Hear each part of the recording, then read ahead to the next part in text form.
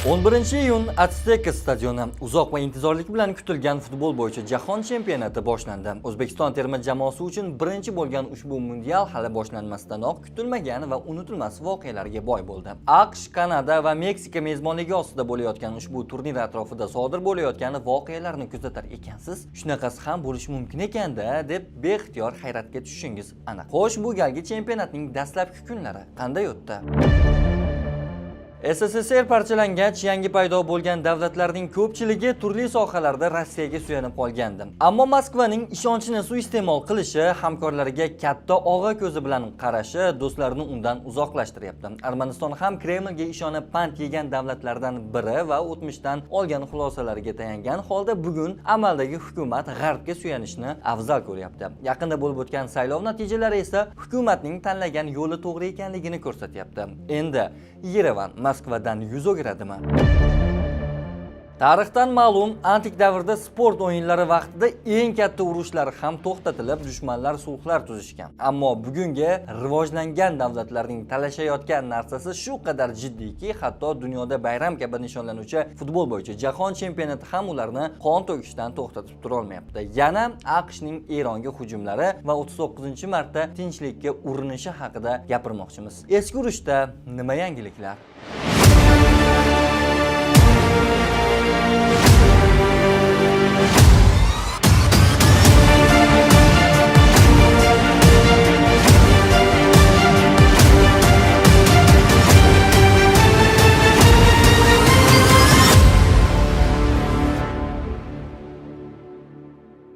Nafaqat ushbu haftaning, balki butun yilning eng muhim voqealaridan biri shubhasiz 2026-yilgi futbol bo'yicha jahon chempionatidir. Nihoyat 11-iyun kuni butun dunyo intizorlik bilan kutgan katta turnir start oldi. AQSh, Kanada va Meksika mezbonligida o'tayotgan tarixdagi ilk 48 jamoali mundial ayniqsa o'zbekistonlik futbol ixlosmandlari uchun yangi davrni boshlab berdi. Sabablarini bilasiz. O'zbekiston terma jamoasi Markaziy Osiyo davlatlari ichida birinchi bo'lib jahon chempionatida to'p suruvchi jamoaga aylandi.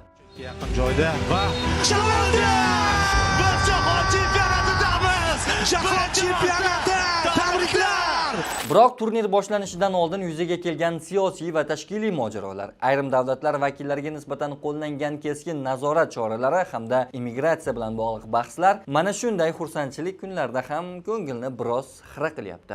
Jahon chempionatining ochilish marosimi Meksika poytaxtidagi afsonaviy Azteca stadionida bo'lib o'tdi. Har bir jahon chempionatida bo'lgani kabi Meksikadagi ochilish marosimida ham gala konsert tashkil etildi. Ochilish marosimida kolumbiyalik yulduz Shakira hamda nigeriyalik san'atkor Burna Boy turnirning rasmiy qo'shig'i Dai Dai'ni ijro etdi.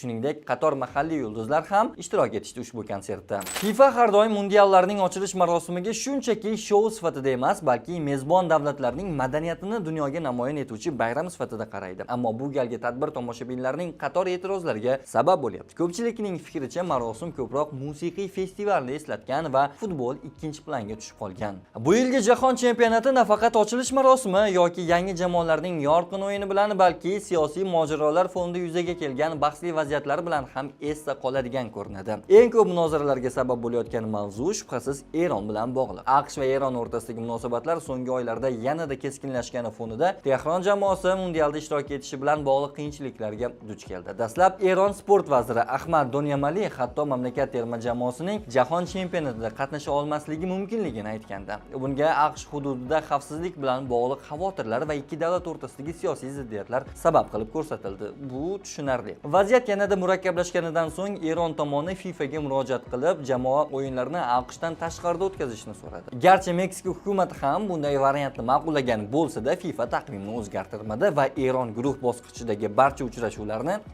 AQSh shaharlarida o'tkazadigan bo'ldi. Taqdirni qarang. Bundan tashqari Eron delegatsiyasining ayrim a'zolari AQSh vizasini ham ololmagani aytilmoqda. Xususan, federatsiyaning bir qator yuqori lavozimli vakillari va ma'muriy xodimlariga mamlakatga kirishga ruxsat berilmagan. Eron futbol federatsiyasi bu holatni sportga siyosatning aralashuvi sifatida baholadi va Washingtonni kamsituvchi siyosat yuritishda aybladi. AQSh tomoni esa muammo futbolchilarda emas, balki delegatsiya tarkibidagi ayrim shaxslarning faoliyati va xavfsizligi bilan bog'liq masalalarda ekanini tushuntirdi.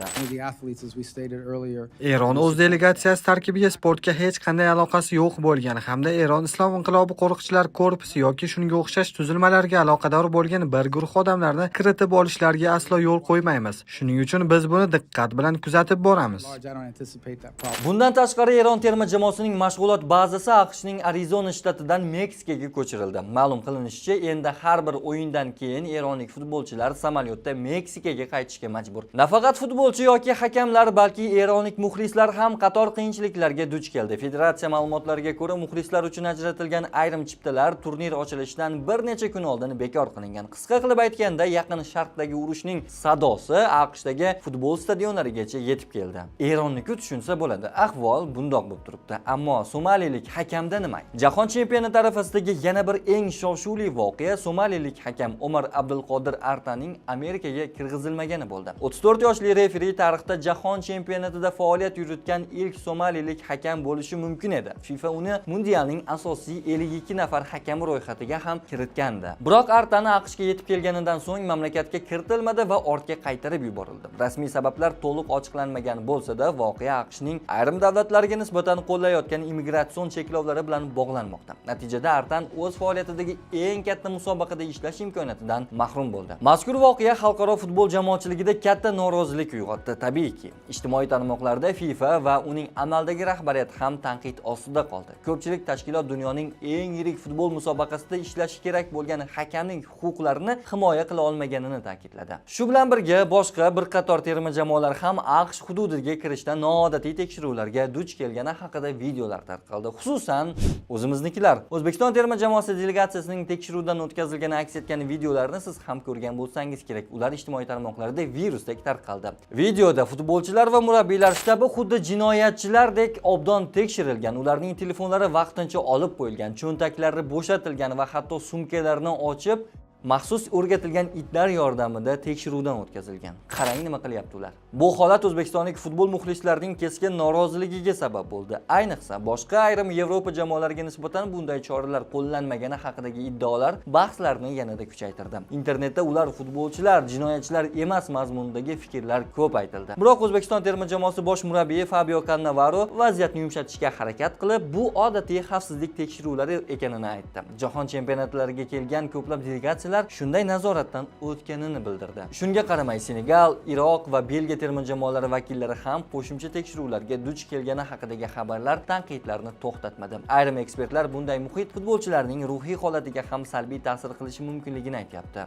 Aslida xavfsizlik choralarining kuchaytirilishi bugungi geosiyosiy vaziyatda tushunarli. Biroq tanqidchilarga ko'ra, jahon chempionatiga kelayotgan futbolchilar va rasmiy delegatsiyalar oddiy sayohatchilar emas. Ular FIFA akkreditatsiyasiga ega bo'lgan professional sport vakillari hisoblanadi. Shu sabab ham ayrim davlatlar delegatsiyalariga nisbatan qo'llanilayotgan keskin nazorat choralarini ko'pchilik ortiqcha deb hisoblayapti.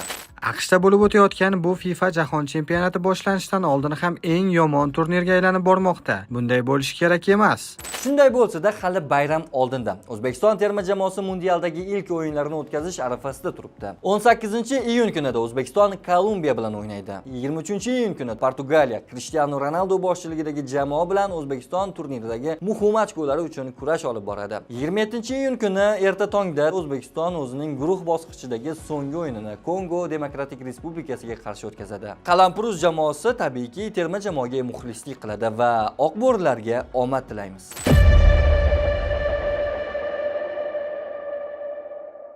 Armanistonda 7-iyun kuni bo'lib o'tgan parlament saylovlari nafaqat mamlakatning ichki siyosati, balki butun Janubiy Kavkaz mintaqasining kelajakdagi siyosiy yo'lini belgilab berdi deyish mumkin. Saylov natijalariga ko'ra, bosh vazir Nikol Pashinyan boshchiligidagi Fuqarolik shartnomasi partiyasi 49.8% ovoz olib, parlamentdagi ko'pchilik o'rnini saqlab qoldi. Uning asosiy raqibi Rossiyaga yaqin pozitsiyadagi kuchli Armaniston bloki esa 23% dan ortiq ovoz to'pladi. Mazkur saylov ko'plab ekspertlar tomonidan Armanistonning geosiyosiy tanlovi bo'yicha referendum sifatida baholanmoqda. So'nggi yillarda Pashinyan hukumatı mamlakatni asta-sekin Rossiya ta'siridan uzoqlashtirib, Yevropa ittifoqi va AQSh bilan yaqinroq hamkorlik qilish siyosatini olib borayotgandi. Ayniqsa 2023-yilda Tog'li Qorabog' ustidan nazoratning to'liq Ozarbayjonga o'tishi va Kremlning Yerevanga kutilgan darajada yordam bermagani arman jamiyatida Moskvaga nisbatan ishonchsizlikni kuchaytirib yuborgandi. Tarixdan xulosa chiqargan Armaniston avvalgi Rim statutini qabul qilgan bo'lsa, keyinchalik Fransiya va AQSh bilan harbiy ittifoqchilik aloqalarini boshlab yubordi. Rossiyaning manfaat zonalarini qisqartirish ilinjida AQSh ham ushbu kichikgina tog'li davlatga keng imkoniyatlar yaratib, tez fursatlarda munosabatlarni har tomonlama strategik sheriklik darajasigacha olib chiqdi. AQSh ta'siriga tushib qolmaslik uchun Pashinyan bir paytning o'zida Yevropa davlatlari bilan ham yaqinlashish yo'lini tanladi. 2025-yil 26-mart kuni Milliy assambleya mamlakatning Yevropa ittifoqiga qo'shilish jarayonini qonuniy ravishda boshlash va buni rasmiy kun tartibiga kiritishni ko'zda tutuvchi Yevropa ittifoqiga integratsiya to'g'risidagi qonun hujjatlarini qabul qildi. Shu yilning o'zida ham Armaniston Yevropa ittifoqining qator yig'inlariga mezbonlik qildi. Xususan, Yevropa siyosiy hamjamiyati sammiti va Yevropa ittifoqi Armaniston oliy darajadagi sammiti kabi rasmiy tadbirlar Yerevanning Yevropa tomon ildam qadam tashlayotganining yaqqol namunasidir. Saylov natijalari esa Pashinyan tanlagan ushbu siyosiy yo'l xalqqa ma'qul kelganidan darak bermoqda. Garchi Rossiyadan uzilish Armaniston kabi kichik va aholisi ham nihoyatda kamgina davlat uchun og'riqli bo'lsa-da, G'arbning qo'llovi bilan bu vaziyatdan chiqib ketishga umid qilinyapti.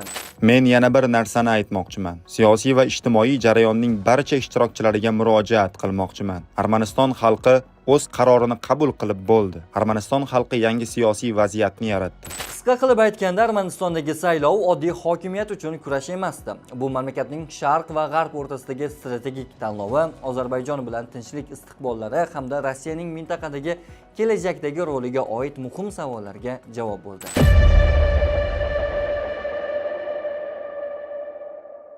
Yaqin Sharq maydonida mantiqsiz urush davom etyapti. Bu gal AQSh tinchlik sulhiga chorlash uchun Eronga ballistik raketalar bilan hujum qildi. 10-iyun kuni AQSh markaziy qo'mondonligi Eron hududidagi bir nechta nishonga 49 ta qanotli raketa bilan zarba berdi. Qish, Sirik, Bandar Abbos, Isfaxon, Karash kabi shaharlar asosiy nishon ostida bo'lgan. AQSh mudofaa vaziri Pete Hegseth esa ushbu zarbalarning maqsadi urushni kengaytirish emas, balki kelishuvga erishish uchun sharoit yaratish ekanligini ta'kidladi. Ajoyib. Eron ham qo'ldan kelganicha javob qaytardi. Kuvayt, Iordaniya va Bahrayndagi AQSh harbiy bazalariga raketa zarbasi berildi. Hizbulloh Isroilga hujum boshladi. Hormuz esa to'liq yopib qo'yildi. 11-iyun kuni Trump Truth Social tarmog'ida rejalashtirilgan yangi zarbalar bekor qilinganini e'lon qilib, Eron bilan muzokaralarda muhim kelishuvga erishilganini ma'lum qildi.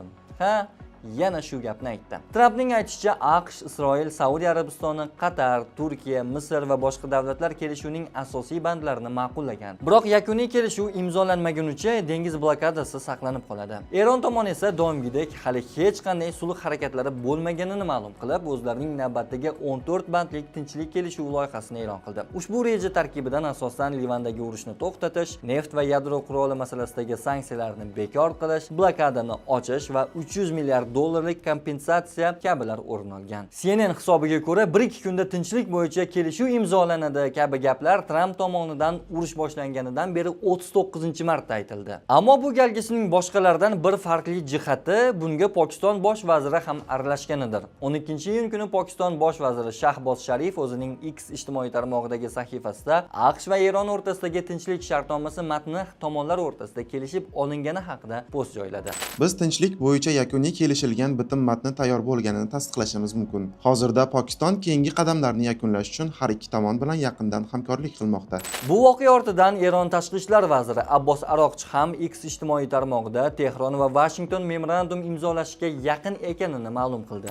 Islomobod bilan o'zaro anglashuv memorandumi hech qachon bu qadar yaqin bo'lmagan edi. Memorandum yakuniy tasdiqlangunga qadar ommaviy axborot vositalari turli taxminlardan tiyilib turishi maqsadga muvofiq. Barcha tafsilotlar belgilangan muddatda jamoatchilikka e'lon qilinadi.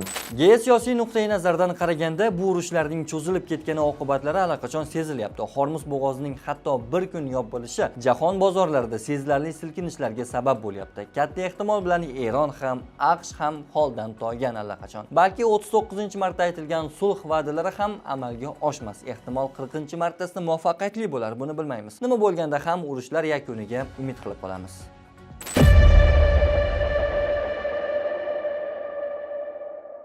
2026-yil 15-may kuni Kongo Demokratik Respublikasi Sog'liqni saqlash vazirligi Ituri viloyatida Ebola kasalligi, aniqrog'i bu safar Bundibugyo virus tarqalayotganini rasman tasdiqlagandi. Bu mamlakatdagi 17-chi Ebola epidemiyasi bo'lib, avvalgisi 2025-yil dekabrda tugagan edi. Oradan atigi 5 oy o'tar-o'tmas kasallikning yangi to'lqinlari boshlandi. Jahon Sog'liqni saqlash tashkiloti 17-mayda buni xalqaro miqyosdagi favqulodda vaziyat deb e'lon qildi. Bugungacha 630 dan ortiq Ebola virusi bilan kasallangan odam aniqlangan bo'lib, 127 ta o'lim holati ma'lum qilingan. Epidemiyalarga tayyorgarlik ko'rish koalitsiyasi Ebola virusining Bundibugyo shtammiga qarshi vaksina ishlab chiqish uchun bir nechta tadqiqot guruhlari, jumladan Modernaga qariyb 60 million dollar ajratdi. Virusli epidemiya tarqalish fonida shifokorlarning ish tashlashi boshlandi. Tibbiyot xodimlari ish haqini oshirish, mehnat sharoitlarini yaxshilash va sog'liqni saqlash sohasiga investitsiyalarni ko'paytirishni talab qilyapti. Melburndagi Burnet instituti dotsenti Suman Majumdar SBS News nashriga bergan intervyusida